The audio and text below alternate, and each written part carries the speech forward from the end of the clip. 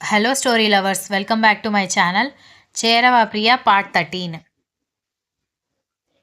ఏంటి సార్, ఈ అమ్మాయి ఏంటి ఇంత పిరికిగా ఉంది అనుకుంటున్నారా అని ఐశ్వర్య అడిగేసరికి, లేదు, ఒక్కొక్కసారి నీ అల్లరి చూస్తుంటే నవ్వొస్తుంది అనగానే ఐశ్వర్య ఆశ్చర్యంగా చూసి, నిజంగానా, నేను ఇంకా మీకు ఇరిటేషన్ వస్తుందేమో అనుకుంటున్నాను అనగానే, ఇరిటేషన్ అంటే ఎదుటి వాళ్ళని ఇబ్బంది పెట్టినప్పుడు వస్తుంది ఐశ్వర్య.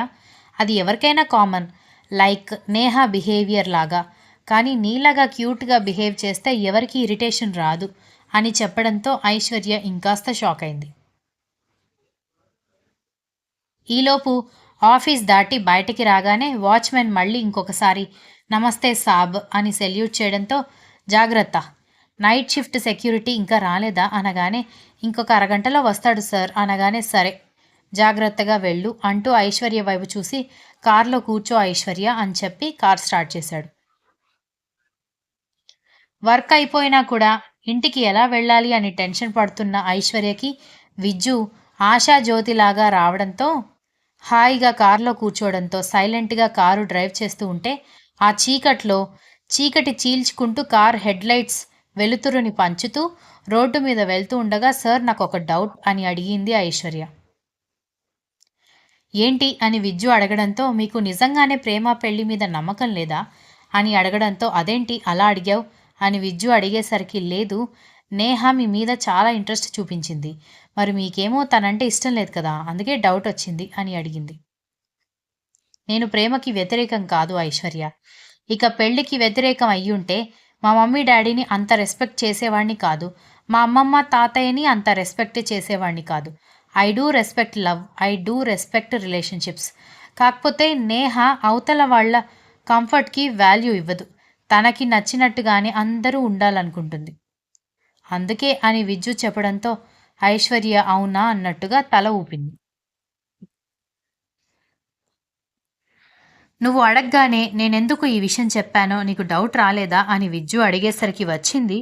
కాకపోతే ఎలా అడగాలో అర్థం కాలేదు సార్ అని ఐశ్వర్య అడిగేసరికి, నీకు కూడా నీకు కాబోయే లైఫ్ పార్ట్నర్తో ఎలా బిహేవ్ చేయాలో ఒక ఐడియా ఉంటుందని. మీరంటూ ఉంటారు కదా, అబ్బాయిలని మీ బిహేవియర్ వల్ల, మీ అల్లరి వల్ల ఎదుటి వాళ్ళు కూడా కంఫర్టబుల్గా ఫీల్ అవ్వాలి అని. సేమ్ థింగ్ మీకు కూడా వర్తిస్తుంది అన్నాడు. అంటే మేము అల్లరి చేస్తే క్యూట్గా ఉంటుందని అంటుంటే విన్నాను.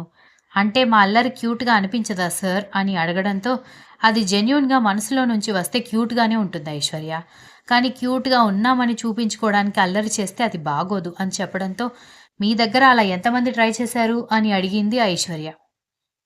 ఆ మాటకి విజ్జు ఐశ్వర్య వైపు చూడ్డంతో తడబడి దిక్కులు చూస్తూ, అంటే చాలామంది అబ్బాయిల మనసు చదివేసినట్టు అంత క్లారిటీగా చెప్తుంటే డౌట్ వచ్చి అడిగానులే సార్ అని అనగానే, మీ ఇల్లు వచ్చింది అని విజ్జు చెప్పడంతో ఐశ్వర్య కార్ దిగి, థ్యాంక్ యూ సార్, ఏ ముహూర్తంలో మీ ఆఫీస్లో జాయిన్ అయ్యానో కానీ నా స్కూటీలో కంటే కూడా మీ కారులోనే ఎక్కువసార్లు మా ఇంటికి వచ్చాను అని చెప్పి ఇంట్లోకి వెళ్ళిపోవడంతో విజ్జు కార్ రివర్స్ చేసుకుని ఇంటికి వెళ్ళిపోయాడు. ఇంటికి వచ్చేసరికి ఇంట్లో అన్ని లైట్స్ ఆఫ్ చేసి అందరూ నిద్రపోతూ ఉండేసరికి గేట్ క్లోజ్ చేసేసి తన దగ్గర ఉన్న స్పేర్ కీతో డోర్ ఓపెన్ చేసుకుని ఇంట్లోకి వెళ్ళిపోయి తన రూమ్లోకి వెళ్ళిపోయాడు విజ్జు. ఐశ్వర్య ఫ్రెష్ అయ్యి రావడంతో ఐశ్వర్య వాళ్ళ అమ్మగారు భోజనం వడ్డించి, అదేదో వర్క్ ఉంది, ఫైల్స్ కంప్లీట్ చేయాలి అని చెప్పావు, అయిపోయిందా, ఎలా వచ్చావే, అన్నయ్యకి ఫోన్ చేస్తాను అని చెప్పావు అనగానే, లేదమ్మా, మా బాస్ వచ్చి డ్రాప్ చేశారు అనగానే ఐశ్వర్య వాళ్ళమ్మ కూతురు వైపు చూసి, ఆయన ఇంటికి వెళ్ళి మళ్ళీ ఆఫీస్కి వచ్చి నిన్ను ఇంటికి తీసుకొచ్చి డ్రాప్ చేశారా అని ఆశ్చర్యంగా అడిగింది. అవును, ఆయన ఆఫీస్లో ఎంప్లాయీస్ గురించి ఆయనే కదా మరి శ్రద్ధ తీసుకోవాలి అని అడగడంతో, అది అందరి గురించి శ్రద్ధ తీసుకోవాలి, నిన్ను మాత్రమే ఎందుకు ఇంటికి తీసుకొచ్చి డ్రాప్ చేస్తున్నాడు ప్రతిరోజు అని అడగడంతో, అమ్మ ప్లీజ్ మొదలు పెట్టకు, మిగిలిన వాళ్ళ విషయంలో శ్రద్ధ తీసుకోవట్లేదు అంటే వాళ్ళకి నాలాగా మిస్టేక్ చేసి వర్క్ ఎక్కువ ఇవ్వలేదు, సో వాళ్ళు త్వరగా వెళ్ళిపోయారు. అలాగే నాలాగా స్కూటీ పంచర్ అయ్యి ఆఫీస్లోనే ఉండిపోలేదు, అందుకే నన్ను డ్రాప్ చేశారు. ఈరోజు స్కూటీ బాగానే ఉన్నా కూడా లేట్ అయింది కదా, నన్ను ఇంటి దగ్గర డ్రాప్ చేశారు అంతే, ఇంతకు మించి ఏమీ లేదు అని భోజనం కంప్లీట్ చేసింది ఐశ్వర్య. అన్నట్టు చెబుదామని మర్చిపోయాను, రేపు ఈవినింగ్ నీకు పెళ్లి చూపులు ఉన్నాయని మీ నాన్న చెప్పారు కాబట్టి ఆఫీస్ నుంచి ఒక గంట ముందుగా ఇంటికి రా అని చెప్పడంతో అమ్మా ఇప్పుడు పెళ్లి చూపులేంటి, అయినా నేను నా గోల్ రీచ్ అయ్యి నా కెరియర్ స్టార్ట్ చేయాలి, నా గోల్ రీచ్ అవ్వాలి అని చెప్పాను కదా, మళ్ళీ పెళ్లి చూపులు ఏంటి అని అడగడంతో మీ నాన్న వాళ్ళ ఫ్రెండ్ కొడుకంట, మంచి జాబ్ చేస్తున్నాడు అందుకే అని చెప్పింది వాళ్ళమ్మ. లేదమ్మా నాకిప్పుడే పెళ్ళొద్దు, జాబ్లో జాయిన్ అయ్యి 20 డేస్ కూడా అవ్వలేదు, ఫస్ట్ శాలరీ ఇంకా పడలేదు, అప్పుడే పెళ్ళంటున్నారు, అయినా జాబ్ చేయగానే వెంటనే పెళ్లి సంబంధాలు చూడాలని రూల్ ఉందా ఎక్కడైనా అని అడిగేసరికి నాకేమీ తెలీదే, నువ్వు మీ నాన్నతో మాట్లాడు అనగానే అయితే వెళ్ళి నిద్రలేపు, నేను నాన్నతో మాట్లాడతాను అనగానే నీ మొహం, ఆయన నిద్రపోయే చాలాసేపు అవుతుంది, పైగా రేపు ఆఫీస్కి వెళ్ళాలి కదా, కావాలంటే రేపు ఆఫీస్కి వెళ్లే ముందు బ్రేక్ఫాస్ట్ చేస్తున్నప్పుడు మీ నాన్నతో మాట్లాడు, ఇప్పుడైతే వెళ్ళి నిద్రపో అని చెప్పింది వాళ్ళమ్మ. దాంతో ఐశ్వర్య ఏడుపు మొహం వేసుకుని కాళ్ళు నేలకేసి కొడుతూ వెళ్ళి నిద్రపోయింది. ఉదయాన్నే గబగబా స్నానం చేసి రెడీ అయ్యి బయటకి పరిగెత్తుకొస్తూ ఉంటేనే రూమ్ పక్కనే ఉన్న ఫ్లవర్ వాజ్కి కాలు తగిలి అది కింద పడి పగిలిపోవడంతో మెల్లగా ఎందుకలా పరిగెత్తుకొస్తున్నావు, ఇంకా నీ ఆఫీస్కి చాలా టైం ఉంది కదా అని సంజయ్ చెబుతూ ఉంటే నాన్న ఎక్కడా అని అడిగేసరికి ఇంకా సూర్య నమస్కారం పూర్తి చేసుకోలేదు, అది పూర్తయ్యాక బ్రేక్ఫాస్ట్ చేయడానికి వస్తాడు, ఏమైంది అని అడిగాడు సంజయ్. నా కొంపలు మునిగిపోయేలా ఉన్నాయిరా అనగానే అదేంటే బయట వర్షాలు కూడా పడట్లేదు కదా, కొంపలు ఎలా మునుగుతాయి అనగానే నువ్వు నీ కుళ్ళు జోకులు కొద్దిసేపు ఆపుతావా అని అన్నయ్య మీద కోపం చూపించి డైనింగ్ టేబుల్ దగ్గర కూర్చోగానే టిఫిన్ వడ్డించమంటావా అని వాళ్ళమ్మ అడగడంతో లేదు నాన్నని రానివ్వు అని చెప్పింది. 10 నిమిషాల తర్వాత సూర్య నమస్కారం పూర్తి చేసుకుని ఐశ్వర్య వాళ్ళ నాన్నగారు ఇంట్లోకి రావడంతో ఆయన డైనింగ్ టేబుల్ దగ్గరికి వచ్చి కూర్చోగానే మాట్లాడదామని రెస్ట్లెస్గా వెయిట్ చేస్తుంది ఐశ్వర్య.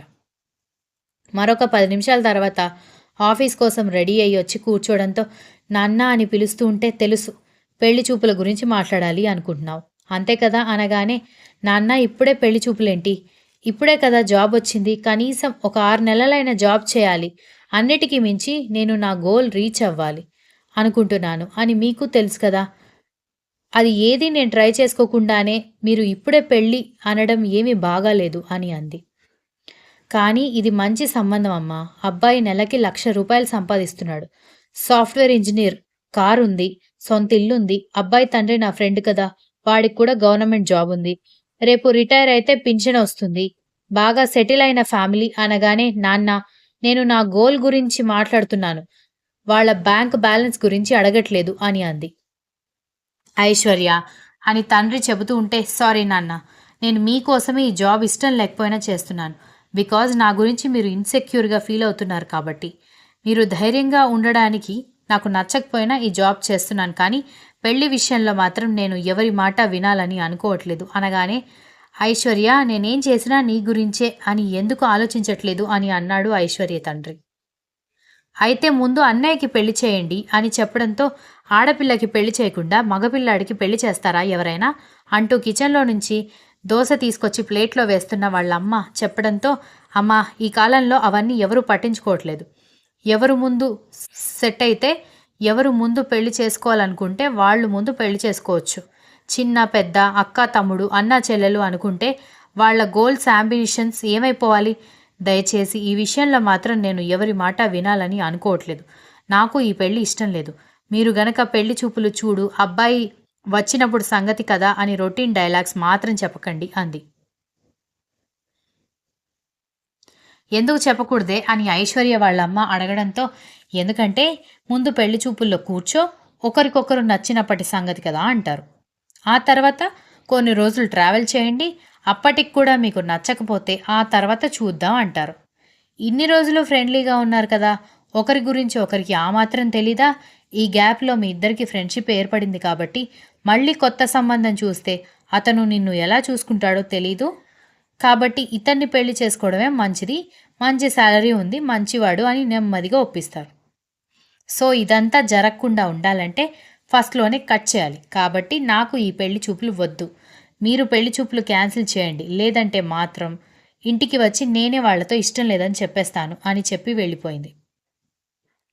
ఐశ్వర్య గుక్క తిప్పుకోకుండా చెప్పిన డైలాగ్కి తల్లి, తండ్రి, అన్నయ్య ఆశ్చర్యంగా ఒకరిని ఒకరు చూసుకుంటూ ఉంటే ఆవిడ ఆ షాక్ నుంచి తేరుకుని, బాగా గారాబం చేశారు కదా, ఇలాగే ఉంటుంది.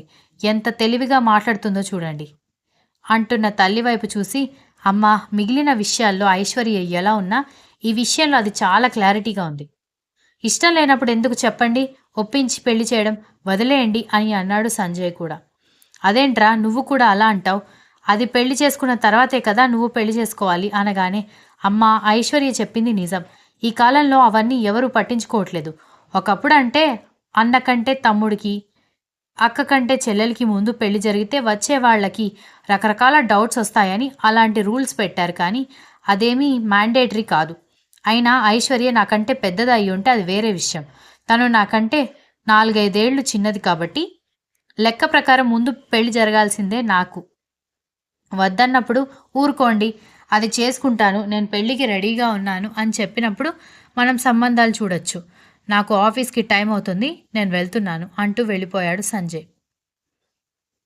ఆఫీస్కి వెళ్ళిన తర్వాత ఐశ్వర్య సైలెంట్గా కూర్చుని వర్క్ చేస్తూ ఉండేసరికి అందరూ ఆశ్చర్యంగా ఐశ్వర్య వైపు చూస్తూ, బ్రేక్ టైంలో ఐశ్వర్య దగ్గరకు వచ్చి, ఎప్పుడు గలగలా ఏదో ఒకటి మాట్లాడుతూ ఉండేదానివి, ఏమైంది ఈరోజు సైలెంట్గా ఉన్నావు అని అడిగేసరికి పెళ్లి సంబంధాలు చూశారు. అలా జాబ్ వచ్చిందో లేదో ఇలా పెళ్ళంట, అందుకే నేను పెళ్లి చేసుకోను అని లాంగ్ స్పీచ్ ఇచ్చేసి వచ్చాను. అందుకే దాని గురించి ఆలోచిస్తున్నాను అనగానే, వద్దని చెప్పేశావు కదా, ఇంకా చేసుకోమని చెప్పర్లే, వర్క్ మీద కాన్సన్ట్రేట్ చేయి, మళ్ళీ నిన్నట్లాగా వర్క్లో మిస్టేక్స్ చేసి వర్క్ పెంచుకోకు అని చెప్పారు colleagues. Continuous. If you like the story, please like, share, comment and don't forget to subscribe.